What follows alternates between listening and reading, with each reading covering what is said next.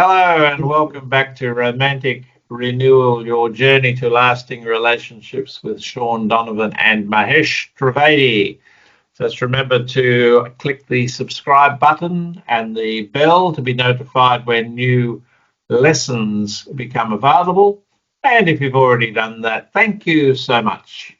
Today's lesson, 4 ways of communicating. In our last lesson, we explored the fascinating world about natural differences in the ways that people think, feel, notice social cues, and relate to the world. These differences affect the way they communicate. The way you communicate is the topic of this lesson. You'll learn about 4 basic communication styles and when to use them. But Mahesh, can you perhaps talk a bit about cultural differences? Yes, Sean. See, in the last three lessons, um, you learned about personal differences in temperaments and how that affects the way people relate to their world. So, we have not talked about cultural differences. So, that is an entirely different topic. So it's important to know that there are differences. For instance, in Western cultures, people are taught to look each other in the eye when speaking. And if you don't, you are thought to be dishonest or not paying attention. While in Eastern cultures, it is considered rude to look people in their eye. So, not looking people in the eye is considered as a sign of respect and of humility. So, keep this in the mind that if you are speaking to someone from a different culture. Now, we're So, going to move on to 4 ways to communicate and when to use them. So, people will have read about different communication styles and probably read the words healthy and unhealthy to describe particular ways of communicating. But rather than use those words, let's use the terms appropriate and inappropriate. An appropriate communication style achieves its goals in a given situation. So, passive communication. So, in this case, it's not saying what's on your mind. When you sit back and you don't express your opinions, don't express your desires, you don't express your needs, you're being passive. You may not get what you want, but you also don't rock the boat. So, Mahesh, tell us about passive communication. yeah, so there are times when it is appropriate to be passive. So, like a number one is you are not interested in others knowing your opinion.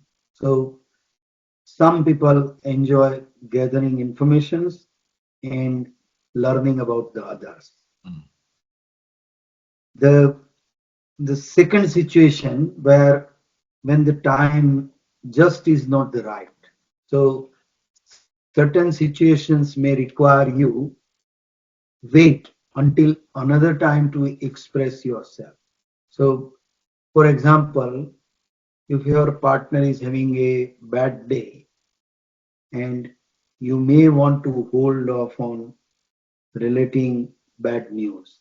So just ensure that you do have that conversation. Third, expressing yourself is dangerous. So in that case, you don't want to escalate the situation. So being passive may prevent a bad situation from getting worse.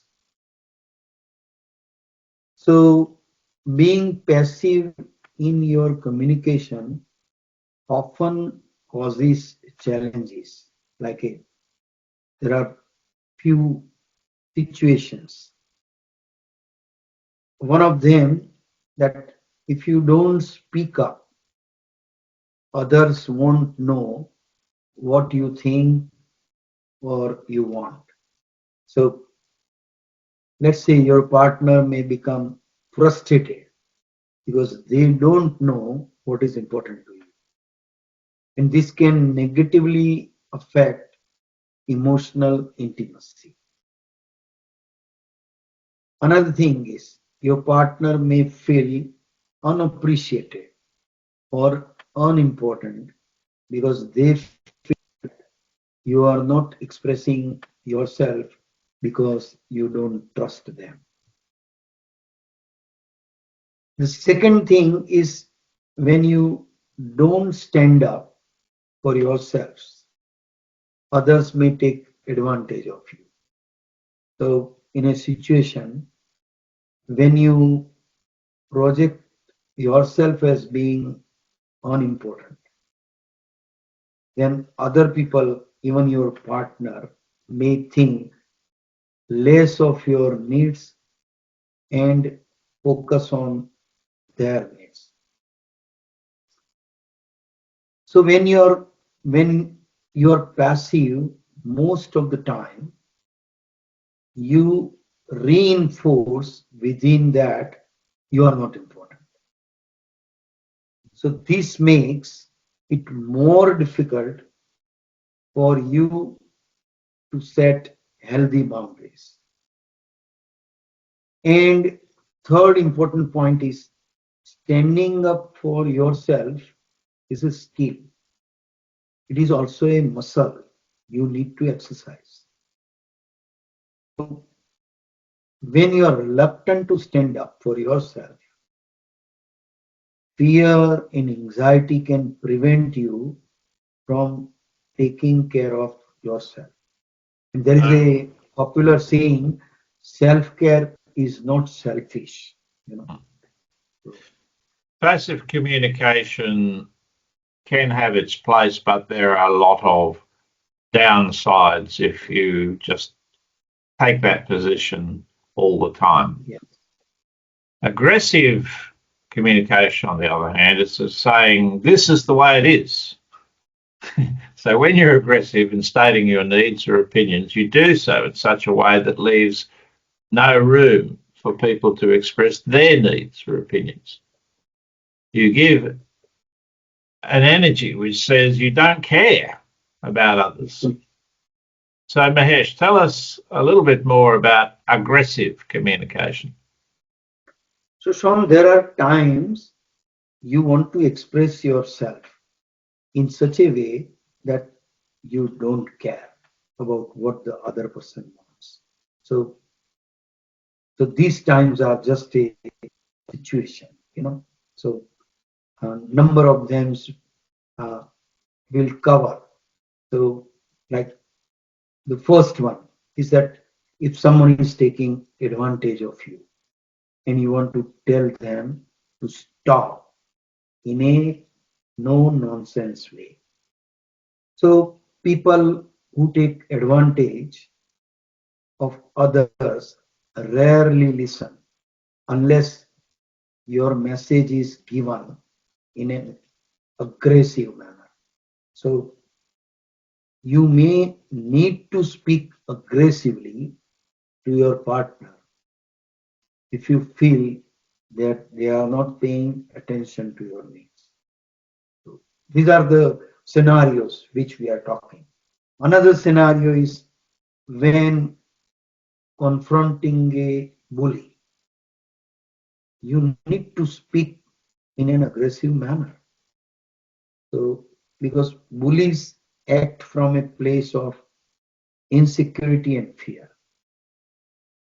Of course, it is important to consider the bully's reaction to you. And you would not want to be aggressive with someone who will respond in a physical or physically aggressive manner.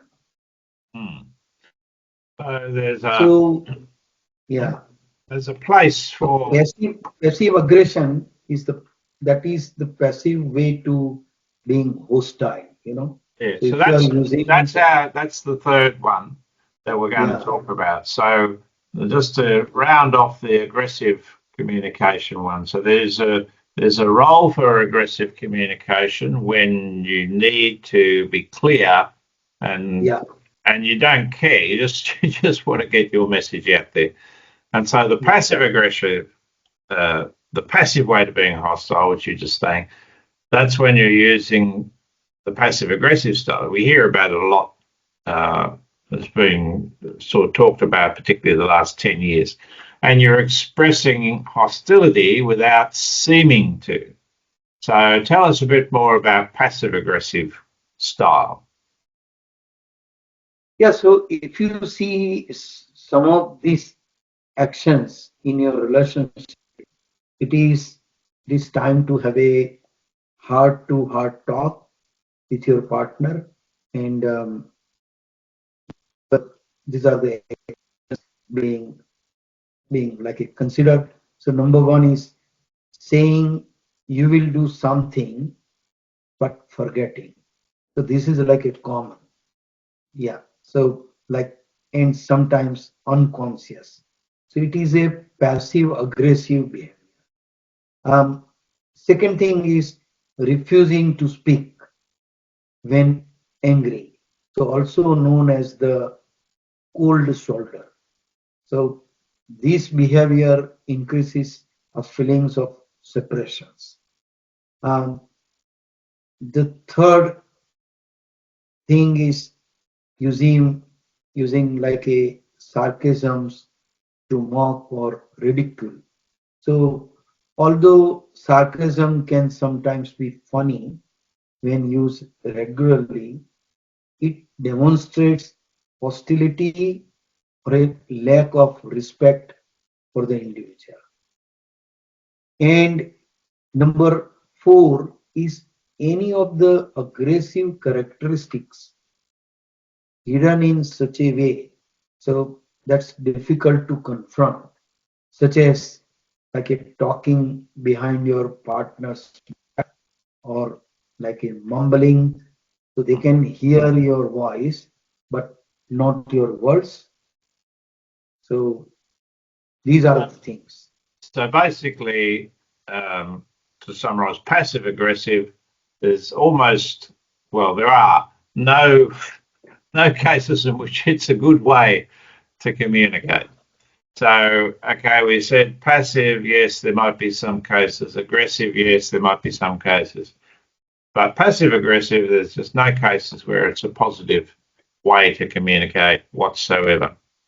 Finally, let's talk about assertive communication. So, different to aggressive, and this is just letting people know what you want. But being assertive in your communication is the most effective way to express your needs and opinions. We'll talk a bit more in the coming lesson about being assertive. But do you want, at this point, Mahesh, just to summarize a few things about assertive communication?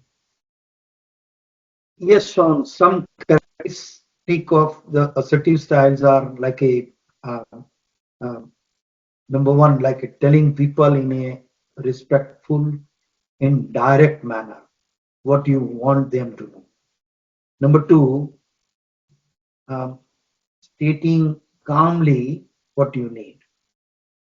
Number three is expressing your opinion without putting anyone down.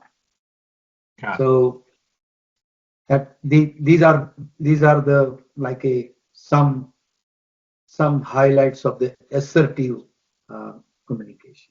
So we'll do more on assertive. But in this lesson, we've learned about four communication styles, at least passive aggressive, and assertive.